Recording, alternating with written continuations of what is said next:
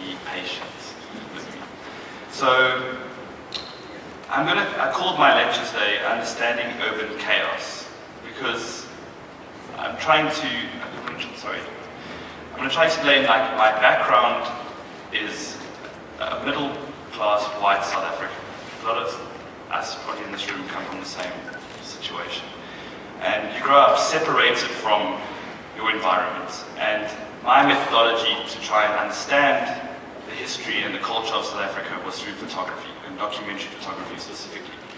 And I decided to start documenting subcultures in 2006. And this is after studying photography and being in advertising for a while. And the first series I worked on was with a group called the Smarties fashion crew in Soweto. And I came across them by chance.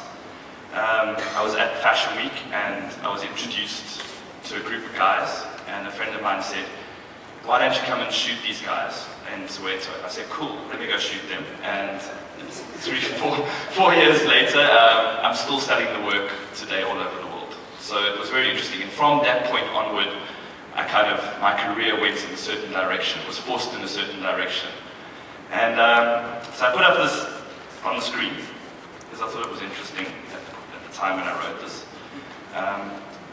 It's urban chaos, what are we writing? So I said, in relating to, or characteristic of a town or city, denoting or relating to popular dance of music or black origin. So I thought that was interesting as an urban definition. And then chaos, the property of a complex system whose behavior is so unpredictable as to appear random, owing to great sensitivity to small changes in conditions. So it's trying to understand Johannesburg, basically, and that's where I'm from. And a lot of my work is trying to understand the environment, because it's this extremely bustling place. You know, you can walk down a road like Bree Street in central Johannesburg and you've got 20 different languages being spoken. And half the people don't understand what the next person next to them is saying. So someone has to try and document the different cultures of those people, so that later people can try and understand what was happening in South Africa at this time. And that's sort of what I've been trying to do. But, kind of it's a progression. So this is the slide of the Smarties, shot for Red Bulletin magazine in Austria. And from left to right is a guy called Sibu. Then it's Floyd, Letabu, and Kepi. And these guys basically were a bunch of kids that studied at UJ. And when they qualified, there wasn't a market in Johannesburg for them to sell their clothing. They were very avant-garde, they were colorful, and they basically started a group selling to the immediate environment around them in Soweto. And through the process of documenting them, the research and photographs have been used by Mr. Price and Foschini, and I often get calls from people to use the images for different purposes. And it's been interesting how through that documentary process it's affected mainstream fashion. Well, I like to believe that it affected mainstream fashion. And if you think about Johannesburg pre-2006, it was quite a dull environment for fashion at that stage. It was quite uncolourful, especially in urban fashion. People didn't really want to express themselves through fashion. And I think through groups like this starting, it started a sort of domino effect, and now there's all these different groups in Johannesburg all expressing themselves and showing their identity via fashion. And that was basically what they were trying to do, was say, look, we have an identity, we have a place in society, and we're going to express it through fashion. And these were some of the original images that I shot of the series. And it was literally a half-an-hour series that changed my career. This was a shot of Letabo in Johannesburg. When I was living in Italy at Fabrica for a year, Dazed and Confused magazine flew me back to shoot a series on them for their South African issue.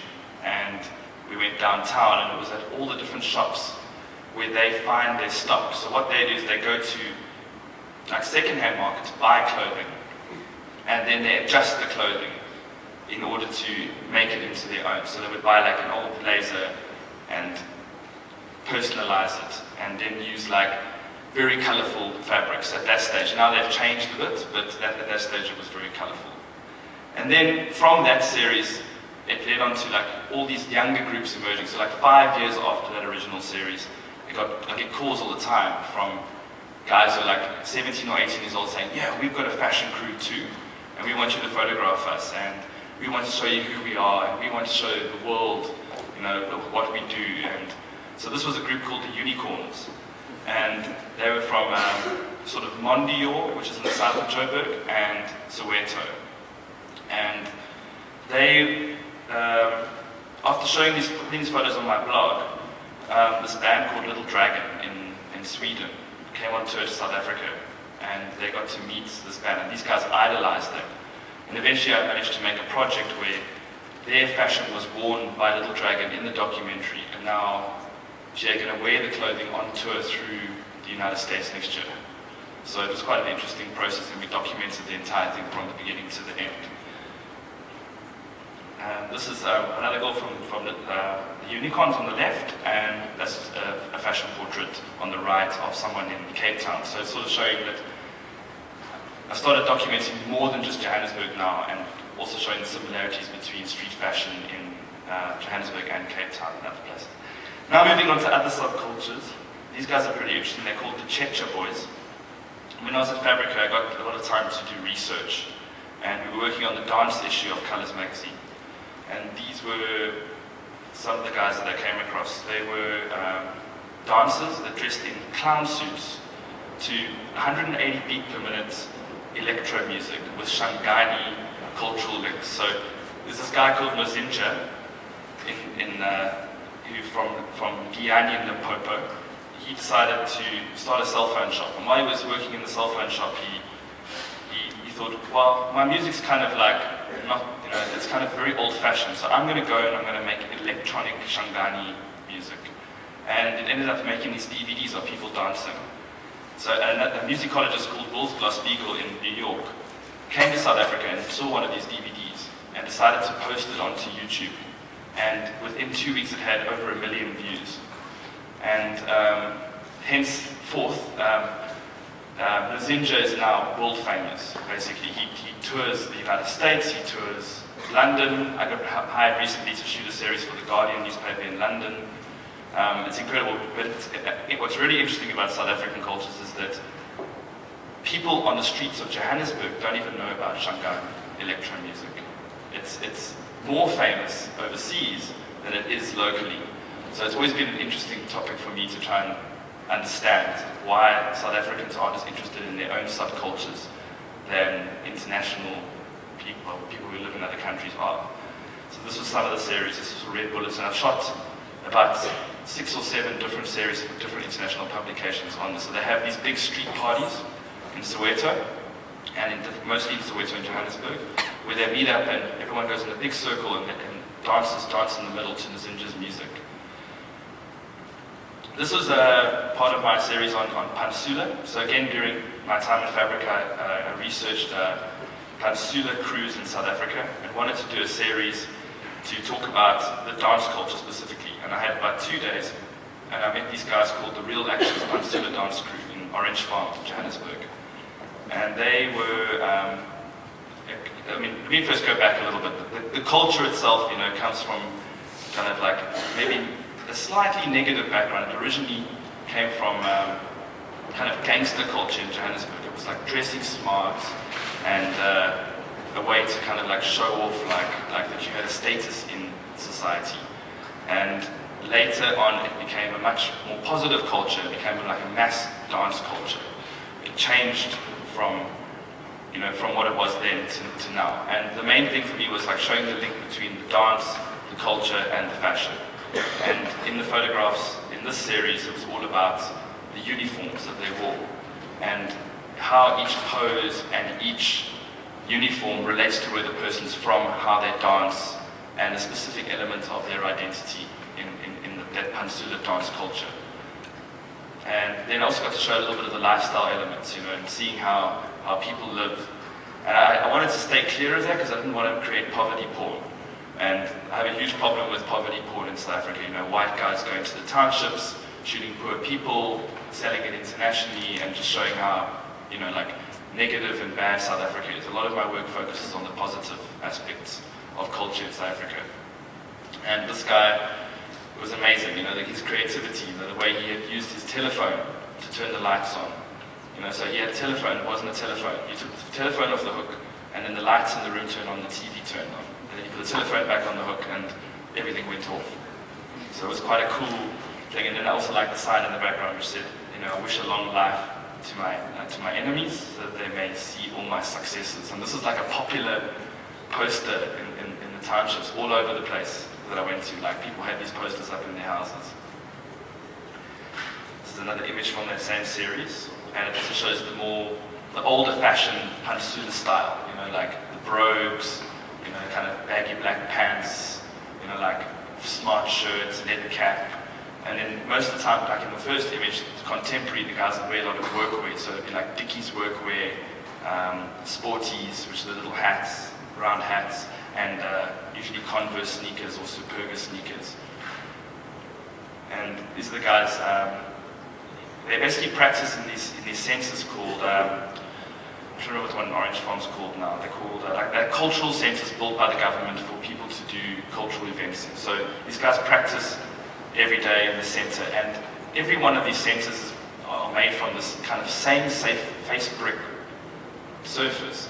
So I've just continued the series, and I've shot like 25 new portraits for the exhibition in Paris against these face brick backgrounds, because you'll find them everywhere, all over South Africa. And it's like, I don't know if that has any kind of architectural link, but it's quite interesting for me to know that that's the one type of brick that they use all over the country to make these multicultural, they have a name for them, sorry, I just forgot it.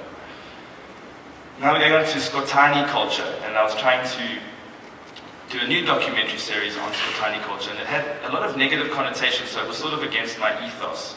But I wanted to understand what the culture was about, and that it wasn't just about earning money and, you know, like wearing fancy stuff, because the fashion itself, weirdly, the shoes that the guys wear are these like Italian loafers, meant for driving sports cars with. And but in Italy, you can't buy the same loafers.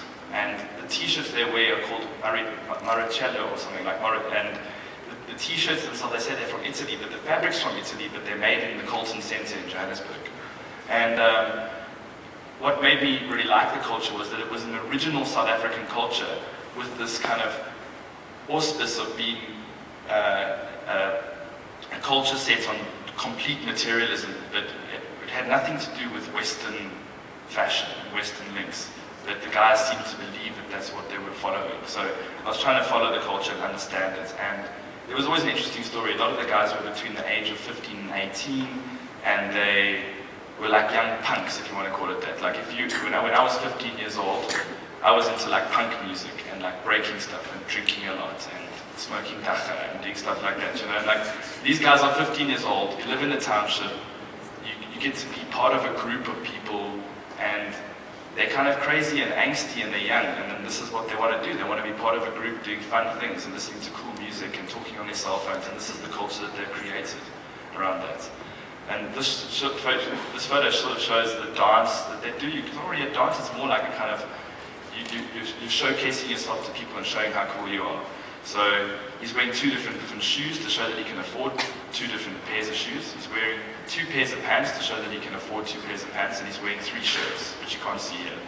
And he's busy throwing them off onto the ground and showing off that he can afford all this different stuff. And I mean, these environments are rough, you know, like these guys come from nothing. And to afford this stuff, this is where the questionable side comes in. You know, like, how do the guys afford the clothing? And this group specifically, there was a guy that had a car accident with a bus, and he got paid out by the road accident fund, and he sponsored all his friends around him to be in a crew and bought them all clothing, and that's how they started their crew. And then I wanted to talk about sort of like the reality of Johannesburg. So I always use these guys called bad boy security, which are like these hardcore security guys from Hillbrow, and they're like my bodyguards. So for a Vice magazine series, Vice in the States, I went into like a fashion shoot with them, sort of to kind of create a different atmosphere around Johannesburg. And this was the idea behind the series, was like, dress the guys as cowboys, you know, like it's like the Wild West in Johannesburg. And then dress the guys like Aladdin, you know, he's going to answer your wishes, you it's like the security guard on the street, rub his lantern, he comes out and he's like, I'll solve all the problems in life, and then there's the cowboy on the right, it's like, hey, how can I help you? So that was the sort of idea behind the series, just kind of making fun of the reality of Johannesburg. And this was sort of to show now like cultural links in South Africa in my work, like I wanted to take Danny Kaye on the left, which I find very amusing, and Nakane Tori on the right, who's an amazing soul singer, and show that it's always putting people on equal turf, like the way I shoot one subject is the way I shoot another subject, and how they link to each other in some kind of visual mechanism. And that was basically shot. One's on the street, one's in the studio, but they come across as being very similar in the photograph. And then trying to take like my street fashion work and link it back to commercial fashion. So shooting an editorial for a magazine and saying, okay, how do I take this environment and I blend it together? And this was an image for Joburg Style magazine. And this year, that shows. This is another photo from that series, like using original things from South Africa inside fashion editorial. I was so bored of seeing a shoot copied from Vogue Italia or a shoot copied from Elle magazine in America or the UK. Trying to create and use things that we have in our immediate environment to create, as a visual mechanism. So, like the culmination of all that work was I was working with the ex-editor of Dazed and Confused, and we decided to do this series called 48-Hour Party Videos. And we would go. The first one we did was in Lagos, and it was like, how much can you learn about the scene in a certain place in 48 hours? So we would do a film. We'd hit the road and we would interview people about music and about the culture and about how they feel about their environment. And the second one we did now was Joburg Party. He came back from England, and in 2011 we did this project, so enjoy.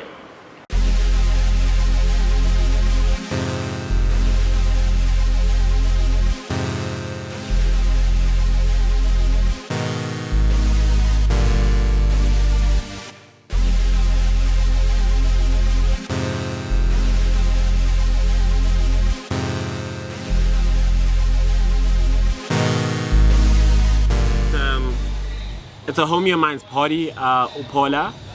She's having a birthday party, and basically what I'm doing is just shooting the video while we can. We're just getting a couple of cutaways for the video. The Joburg scene right now is epic. It's ridiculous. Like I don't even know where to start, It's just gone so crazy that it feels like we're living in New York.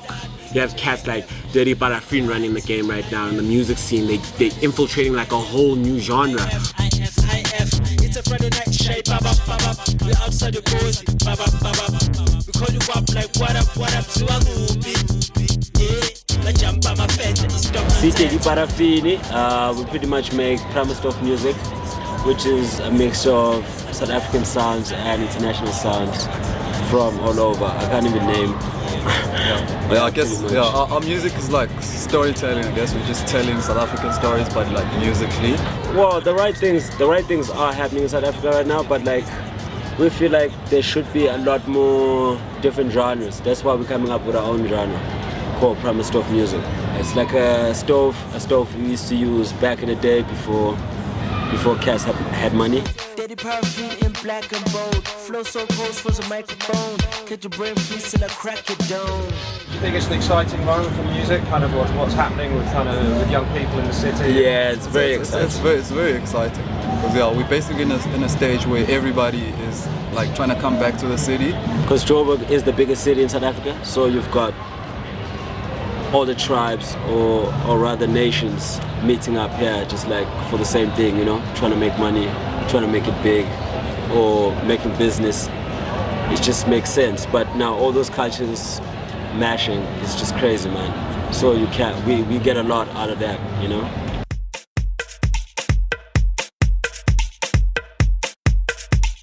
There's no good public transport, and so it's harder for people to go to parties, to go to like, hey, we're throwing this great party in the middle of town. Come, no, I live in Saunders, it's like, what, it's a half an hour drive, and you got to drive it drunk. So that has a huge effect on the party. Plus this fear that came with it, there was crime, misperception of crime. I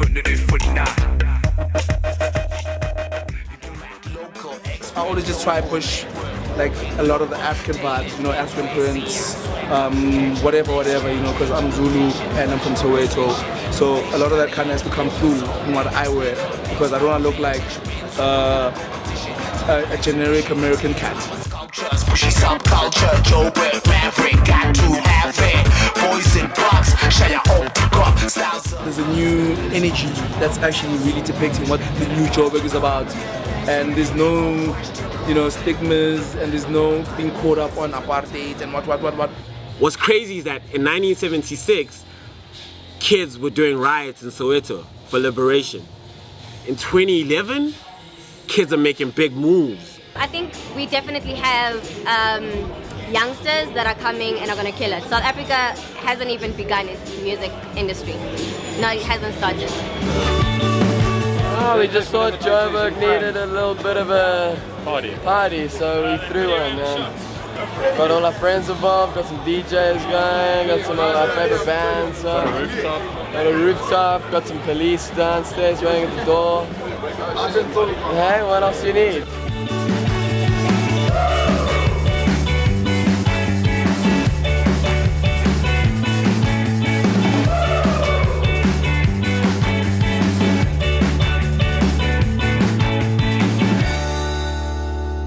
It's probably one of the most exciting times ever at the moment, because it's a really cool sort of cross-culturalism, both locally and internationally. You get guys getting inspired by international acts and, you know, petty music right here in downtown Johannesburg, which is, it's amazing. I mean, you can't really ask for anything more. 9 to 5 to keep the kids obese. You think you work for the money, but the money works you. So the internet's played a massive role in it. Everything is a click away or a search away. You know, if you like someone in Nigeria, or you like someone in fucking Antwerp. The social networks, you know, shout out to them, you know what I mean? Shout out to the cats that created Facebook. And I got mad love for those cats because they're young dudes doing their thing, you know what I mean? And it's just amazing. Shout out to the cats that created Google. Shout out to the cats that created Twitter. Shout out to the cats that created SoundCloud. Shout out to the cats that created any social network that could connect anybody from any corner of the world. If you look at any fashion magazine or any music magazine or any sort of media, town isn't represented much, this kind of downtown scene and what's going on. You know, you'll get someone setting up and doing like this crazy performance, and you know, next to him there'll be, you know, someone selling chickens or kind of, you know, like slaughtering a chicken. So it's like a visual like assault pretty much. I would like to see Dirty Paraffin as a band, not just a South African brand, but a band from South Africa. Do you think people should be excited about what's happening in Joburg internationally? Yes. Because this new generation knows that the world is looking, and they're looking for something new and fresh, and someone has to step up. And all these new kids, all of us are just fucking stepping up. It's basically about choice, fundamentally. And now you have the ability to do what you want, when you want, and the way you want. Always want to go home, you miss the best bits. Why you always want to go home, you miss the best bits. Crying on. It's up to individuals now to make those decisions, because they have the ability to choose now. They're not subjected to any formal constructs of what you are via race, or what you have to produce, or what you have to like. Right now, if you're young and you're in Africa and you're a part of this generation, you are blessed. You should count your stars and say, yo, I am blessed. No matter your situation, there is light for you, because everybody wants a piece of this African cake. I don't want to open for Lil Wayne. I don't want to open for Kanye West. I want to fill up the dome. I want to headline and be that cat filling up the dome. Why did it stop? It's not finished. The best part. Anyway, let me just tell you what happened, because that really sucks. How do I make it full screen again? Anyway, he turns around, and behind us a Ferrari drives past, and he goes, look, there's Ferraris in Africa, man. and then it literally happened behind us. So it was like the perfect epitomization of what we were talking about. It was like what everyone expects of Johannesburg in Africa is exactly what you shouldn't be expecting. Because inside what the mainstream media creates and what politicians tell us all the time, there's a lot of great stories and a lot of great stuff happening. And sort of like my work's focused on that. It's like, I don't believe in the bullshit, you know? I like to see through it. I like to find out for myself what's really happening, you know, on the streets. Like meet people, talk to them, find out what's happening, do proper research on society. And as an example, just to finish off, was like some images I shot in Kenya. This was in Kenya, and everyone thinks, you know, like they see airports burning down and stuff happening. They think, oh, what a disorganized place. I mean, I don't want to go there. And then you go there and you see, like, they control smoking. You know, you can't smoke on the streets in Nairobi. They've got, like, smoking zones, and everyone adheres to the law, and they stay by the signs. And it's a really, very functioning city, extremely functioning, well-functioning city. And then another example was I shot Team Rwanda, the cycling team from Rwanda, and looking at how, the positive influence of NGOs in Africa and seeing how some do work, you know, and how they've changed people's lives.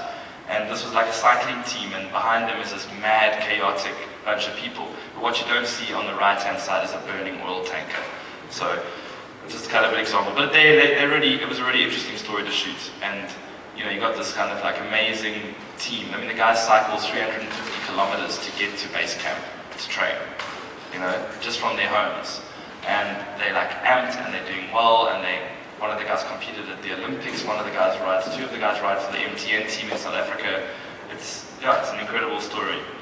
And then I was trying to show you the juxtapositions between European culture and like weird things in Africa in some of my work. So on the left is like, as an image I call Abomination, you know, and it's like a guy in Kenya wearing an Obama t-shirt with a gas mask on, standing in a field, spraying crops, you know. And then on the right is like, you know, if you look between the lines, you always see these weird things, like it's a bodybuilder at a bodybuilding competition in Italy, standing in a window, just posing to himself.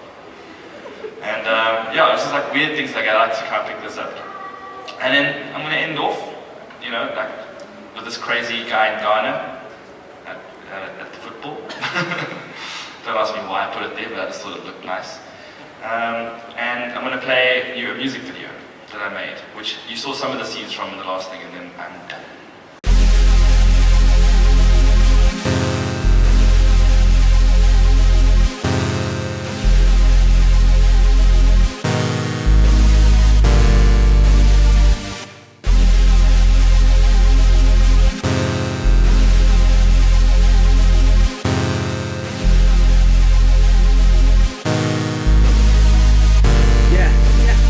You can download this on MP3 or when you think you live OMFG TV SABC4 Roof from fire, yeah, we C4 There's nothing like MX90 There's something about 325 Bus donor streets come alive Townships all work 925 Sasabenza after 5 we come alive 247 365 247 365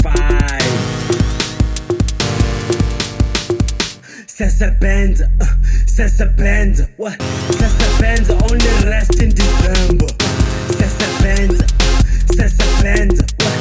Sasabenza only rest in December Sasabenza what? Sasabenza only rest in December Sasabenza what?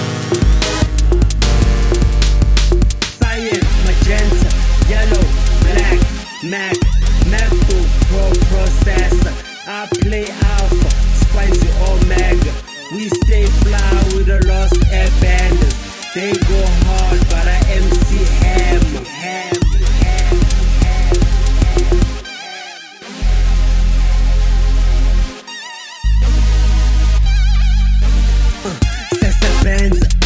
Sasabenza what?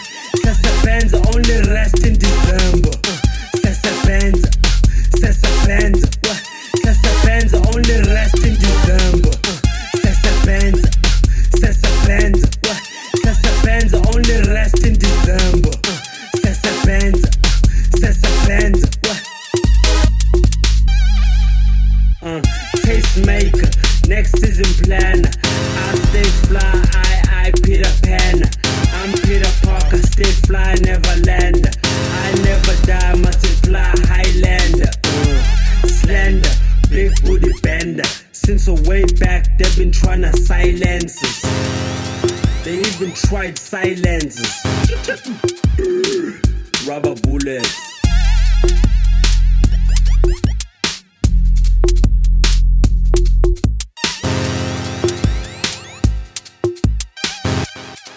Check. I go shambis on this verse. Reputable trades, master of the universe, the poles, equator, the axis, the tropics, the Davis, the Moses, horse of all horses, black unicorn, I'm a horse of all horses, Kukat, horse of all horses, sons of the sun, sons of all sources, Tipisi for zonke, best for all purpose, talent, hard work, source of all profits, big things, big things, big deposits, big things, big things, big deposits. The grabbing hands, grab all they can.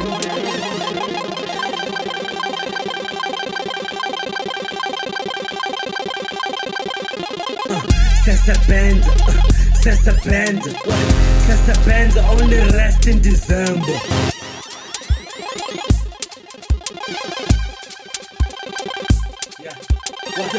Sessa Benz only rest in December.